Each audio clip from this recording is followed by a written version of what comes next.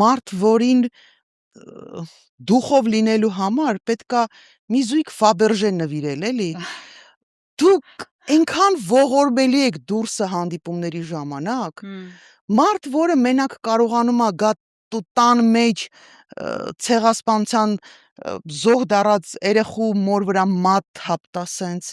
մարդ, որի դուխը մենակ հերիքում է 18 տարեկան երեխուն տանի կալանավորի, մարդ, որը արդարացնում է մարդու վրա թքողին, բայց քո ավտոյի վրա թքողին հանգարց որոշել ես, որ կարաս տանես ձերբակալես,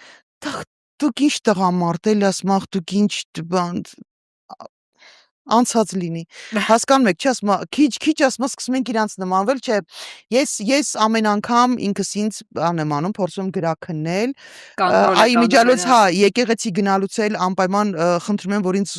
ծով համբերություն ու ուժ տա, որովհետև մենք այս վիճակում ամենակարևոր բանը ինչ պիտի անես, դա մարդ մնալն է, մարդ, պրոստը մարդ պիտի մնա, այ եթե ուրիշ բան չէ, լավ բան չեք կարողանում անեք, ասենք ինչ որ հարցում օգտակար լինել, ինչ որ բարեփոխում առաջարկել, ինչ որ ուժ ձևավորել, ինչ որ լավ բան էս երկրի համար, գոնե պրոստը մարդ մնացեք, էլի։ Դա իմիջիալոց նաև նրանց է վերաբերվում, ովքեր այսօր 2 կոպեկ փող են աշխատել ու տենց